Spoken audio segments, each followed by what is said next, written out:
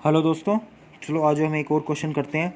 इस क्वेश्चन में हमें बात की गई है ओपनिंग स्टॉक और क्लोजिंग स्टॉक से रिलेटेड। एक प्रोसेस अकाउंट में या एक प्रोसेस के अंदर कुछ ओपनिंग स्टॉक और कुछ क्लोजिंग स्टॉक उससे रिलेटेड बात की गई है, तो उससे रिलेटेड हम सॉल्यूशन करने की कोशिश करते हैं। सबसे पहले हमें क्वेश्चन में दे रखा है, मेरी बुक में इलस्ट्रेशन 9.5 है, महेश्वरी एंड मित्तल बुक है, आप अपनी बुक में देख लीजिए। मैं क्वेश्चन पढ़ देता हूँ क्योंकि न्यू बुक और ओल्ड बुक में कुछ डिफरेंस होगा नंबरिंग का। From the following figure show that the cost of the three processes of the manufacturer, हमें कॉस्ट बतानी है। The production of each process is passed on to the next till completion. Next process में pass हो रहा है वो तो हमें पता ही होता है। प्रोसेस ए अकाउंट, ये देखो वेजेस एंड मटेरियल्स दे दिए हमें तीनों अकाउंट के, वर्क्स ओवरहेड दे दिए तीनों अकाउंट के, प्रोडक्शन इन यूनिट्स दे रखा है। ठीक है, प्रोडक्शन इन यूनिट्स है, इसकी वैल्यू नहीं दे रखी है, यूनिट्स में दे रखा है तीनों का। और कुछ ओपनिंग स्टॉक और कुछ क्लोजिंग स्टॉक। देखो इसके आगे स्टॉक के आगे लिखा है यूनिट्स फ्रॉम प्रिसीडिंग प्रोसेस, मतलब पिछले प्रोसेस से कुछ यूनिट्स आई हैं ओपनिंग स्टॉक की। तो इसका मतलब क्या है, ये वैल्यू निकालने में हमारे काम आएगा। ठीक है, वैल्यूएशन के टाइम पे हमारा ये काम आएगा, जिसमें हमें सिर्फ बी और सी अकाउंट में दे रखा है, ए में नहीं दे रखा। ठीक है, तो अभी देखते हैं, अब अकाउंट बनाते हैं इसका। सबसे पहले प्रोसेस ए अकाउंट बनाएंगे क्योंकि कुछ दे तो रखा नहीं है, सिर्फ वेजेस मटेरियल्स वगैरह दे रखा, जो दे रखा है उसकी बात करते हैं। ओपनिंग प्रोसेस ए अकाउंट में ना ओपनिंग स्टॉक है ना क्लोजिंग स्टॉक है, तो हम डायरेक्ट करेंगे। टू मटेरियल्स एंड वेजेस हमें दे रखा है इकट्ठे। टू मटेरियल्स एंड वेजेस कितना, देखो इसमें अमाउंट दी है, यूनिट्स नहीं दी। ऑलरेडी मटेरियल्स की हम बात करते हैं कि मटेरियल की यूनिट्स भी होती हैं, तो कुछ होंगी। अगर आगे क्वेश्चन में दे देगा ठीक है, वैसे दे नहीं रहा है, हम इसको कैलकुलेट करेंगे। लेकिन अमाउंट हमें दे दिया 60,800। ठीक है, ये दे दिया, हम ले लिख लिया। दूसरा कह रहा है वर्क्स ओवरहेड्स, तो वर्क्स ओवरहेड्स की भी लिख देते हैं हम यहाँ पे। वर्क्स ओवरहेड्स दे दिए हमें, कितने के दे दिए, 11,200 के। ठीक है, फिर कह रहा है प्रोडक्शन। अब प्रोडक्शन का मतलब क्या है कि हमने जो इस साल टोटल प्रोड्यूस किया और दूसरे प्रोसेस में ट्रांसफ़र किया, तो प्रोडक्शन हमारा मतलब कितना है, 72,000 यूनिट्स की बात कर रहे हैं यहाँ पे। तो बाय प्रोसेस बी अकाउंट, क्योंकि यहाँ पे फिनिश्ड प्रोडक्ट तो है नहीं, प्रोसेस बी में ही जाएगा यहाँ से प्रोडक्ट जितना भी है। कह रहा है 72,000 यूनिट्स की बात कर रहा है। ठीक है, 72,000 यूनिट्स की, 72,000 यूनिट्स की। तो अब हम देखते हैं, और कुछ दे रखा है और कुछ इसमें कुछ नहीं दे रखा है। ठीक है, आगे कैलकुलेट करेंगे। देखो अब यहाँ कुछ भी नहीं दे रखा है प्रोसेस ए से रिलेटेड। ठीक है, प्रोसेस ए से रिलेटेड कुछ नहीं दे रखा, तो हम इसको यहीं पे ख़त्म कर देते हैं अकाउंट को। ना ओपनिंग स्टॉक है ना क्लोजिंग स्टॉक है, कुछ भी नहीं दे रखा है। ठीक है, यहाँ से देखो यूनिट्स की वैल्यू यहाँ पे तो होती नहीं, यहाँ पे 72,000 है और कुछ नॉर्मल लॉस वगैरह कुछ नहीं है, तो टोटल 72,000 यूनिट्स ही हैं। अब देखो जितनी हमने प्रोसेस की है और ट्रांसफ़र किया, ऑब्वियस सी बात है उतना ही हमने मटेरियल ख़रीदा होगा। अगर उससे ज़्यादा ख़रीदा होता तो यहाँ क्लोजिंग स्टॉक बच जाता, और अगर उससे कम खरीदा होता तो कुछ ओपनिंग स्टॉक होता, हम उसको भी यूज़ कर लेते। लेकिन यहाँ ना ओपनिंग स्टॉक की बात की है ना क्लोजिंग स्टॉक की, तो इसका मतलब क्या, जितना हमने सेकंड प्रोसेस में ट्रांसफ़र किया है उतना ही हमने इनपुट किया था, तो 72,000 ही हमने इनपुट किया था। बस हो गया, यूनिट्स का टोटल हो गया हमारा 72,000 दोनों साइड आ गया। अब हमें क्या करना है, इसका टोटल करना है। तो कितना आ गया, 72,000 यहाँ पर भी आ गया, इस दोनों का टोटल आ गया 72,000। यहाँ पर भी 72,000 ही टोटल आना चाहिए। लेकिन यहाँ पर देखो प्रोसेस बी में हमें बैलेंसिंग फिगर से हम 72,000 ही लिखेंगे। यहाँ से हमें क्या पता चल रहा है कि इसकी पर यूनिट कॉस्ट कितनी आ गई, एट ₹1 पर यूनिट। तो यहाँ पे जो प्रोडक्ट बना ना वो ₹1 का उसकी कॉस्ट आई है। तो अगर हमने पहले ही बात की थी, हम प्रोसेस अकाउंट क्यों बनाते हैं, इंडिविजुअल प्रोसेस पे हमारी क्या कॉस्ट पड़ रही है उसके लिए।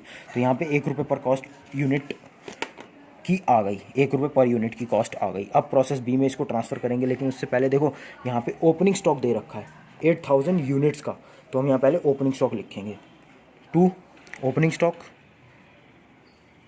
कितना है, 8,000 यूनिट्स का दे रखा है, अमाउंट नहीं दिया, उसको हम बाद में कैलकुलेट करेंगे। और कुछ प्रोसेस ए से भी आया है, टू प्रोसेस ए अकाउंट कितना आया है, प्रोसेस ए से हम देखें तो प्रोसेस ए से 72,000 यूनिट्स आई हैं और 72,000 रुपीज़ वैल्यू ही है। ठीक है, अब आगे देखते हैं, आगे क्या कह रहा है कि वेजेस एंड मटेरियल्स की बात कर रहा है। तो टू मटेरियल्स एंड वेजेस कितनी कह रहा है, मटेरियल्स एंड वेजेस की बात करिए कितनी, 24,000 रुपीज़ के, इसमें कुछ यूनिट्स नहीं है। ठीक है, एक चीज़ हमने ये निकालनी है, सिर्फ मार्क कर लेते हैं, जो हमें कैलकुलेट बाद में करना है। टू वर्क्स ओवरहेड्स की बात कर रहा है, वर्क्स ओवरहेड्स कितने के दे दिए, 10,500 के। ठीक है, और कुछ नहीं दिया है, सीधा प्रोडक्शन की बात कर रहे हैं। हमने पहले भी बात की है, जो भी प्रोडक्शन हमारा कह रहा है इसको मान के चलेंगे कि नेक्स्ट प्रोसेस में ट्रांसफ़र किया गया है। जो मतलब कहने का मतलब है कि हमारा जितना ओपनिंग स्टॉक था हमने प्रोड्यूस किया उसको लेकर, और जो पिछले ट्रांसफ़र से आया था, पिछले प्रोसेस से हमारे पास गुड्स आए थे, हमने उन सबको प्रोड्यूस किया और आगे ट्रांसफ़र किया। तो प्रोडक्शन का मतलब यही है जितना हमने आगे ट्रांसफ़र किया।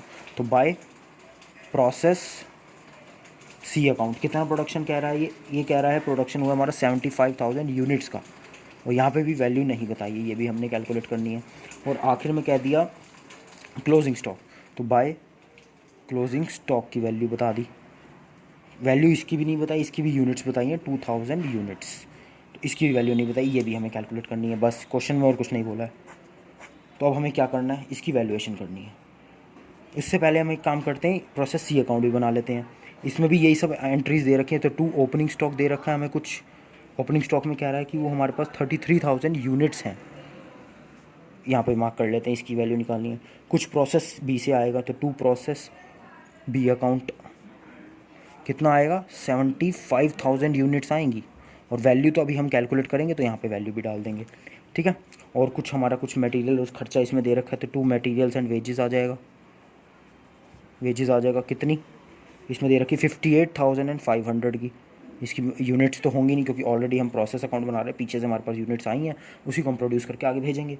कह रहा है 2 वर्क्स ओवरहेड्स भी दे दिया हमें, वर्क्स ओवरहेड्स भी लिख देंगे 12,000 का, ठीक है। आगे कह रहा है प्रोडक्शन, वही फिनिश्ड प्रोडक्ट्स हम लेंगे। प्रोडक्शन की बात कर रहा है, जैसे पिछले प्रोसेस में हम नेक्स्ट प्रोसेस में ट्रांसफ़र करते थे, लेकिन ये लास्ट प्रोसेस है, तो ये क्या हो जाएगा, by finished goods. Finished goods हो गया, फिनिश्ड गुड्स कितना हो गया है, 96,000 यूनिट्स, 96,000 यूनिट्स, ठीक है। फिर हम बात करेंगे स्टॉक की, क्लोजिंग स्टॉक की। तो बाय क्लोजिंग स्टॉक कितना है, 11,000 यूनिट्स। क्वेश्चन में सब दे रखा है, इसकी भी वैल्यू नहीं दी ना, इसकी वैल्यू दे रखी है, बस यही था क्वेश्चन में।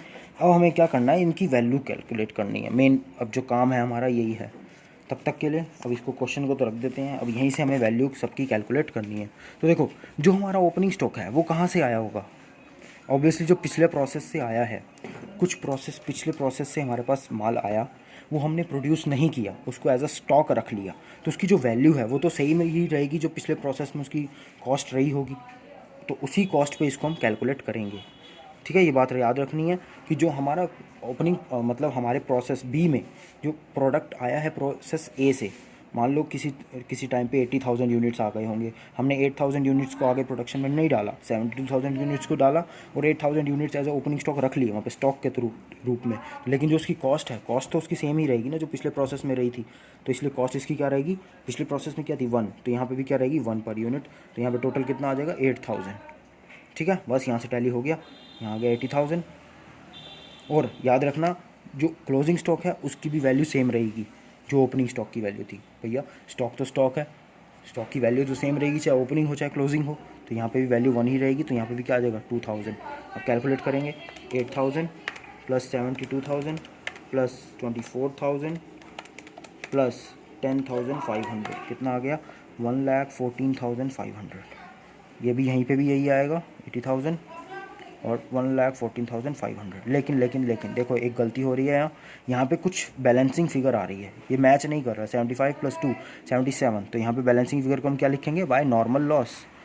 पहले नॉर्मल लॉस लिखते हैं, अगर नॉर्मल लॉस से भी एक्सीड कर रहा है तो हम उसको अब नॉर्मल लॉस लिखेंगे। तो 3,000 यूनिट्स की अब नॉर्मल लॉस, हमें कुछ वेस्टेज का रियलाइजेबल वैल्यू नहीं दी इसलिए नील, और यहाँ पे क्या आ जाएगा balancing figure minus 2,000 and that is 1,12,500। तो यहाँ से यूनिट कॉस्ट इसकी क्या आ रही है, डिवाइड कर देंगे 75,000 से, तो यहाँ पे 1.5 पर यूनिट इसकी कॉस्ट आ गई। अब इसी को नेक्स्ट प्रोसेस में ट्रांसफ़र करेंगे। ओपनिंग स्टॉक की वैल्यू क्या रहेगी, सेम 1.5 पर यूनिट रहेगी, तो 33,000 multiplied by 1.5 that the cost is 49,500। And process ए से कितना आया, सेम अमाउंट लिख देंगे 1,12,500। यहाँ से फिर से कैलकुलेट वही करेंगे, 33,000 प्लस 75,000 टोटल इज़ 1,08,000। यहाँ पे भी 1,08,000 आना चाहिए, ठीक है। यहाँ से इसको भी कैलकुलेट कर लेते हैं, 49,500 प्लस 1,12,500 प्लस 58,500 प्लस 12,000 और टोटल इज़ 2,32,500। यहाँ पे भी सेम आएगा 2,32,500। और यहाँ पे देखो, यहाँ पे भी मिसमैच आ गया, 96 + 11 1,07,000, लेकिन यहाँ पे 1,08,000, तो इसको भी क्या लिखेंगे, by normal loss. Loss account कितना, 1000 यूनिट्स, रिलाइजेबल वैल्यू नील है, और क्लोजिंग स्टॉक की वैल्यू क्या होगी, at 1.5, 11,000 into 1.5 and that is 16,500। और यहाँ से बैलेंसिंग फिगर आ जाएगी -23,25,00 दैट इज़ 2,16,000।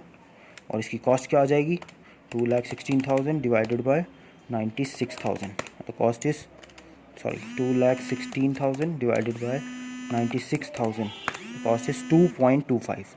तो इसकी कॉस्ट आ गई 2.25। तो यही था इस क्वेश्चन में, कैसे हम ओपनिंग स्टॉक क्लोजिंग स्टॉक की वैल्यू निकालते हैं। तब तक के लिए thank you so much. Next class में हम नॉर्मल लॉस अकाउंट, एब नॉर्मल लॉस अकाउंट सब कुछ पढ़ेंगे। Thank you so much.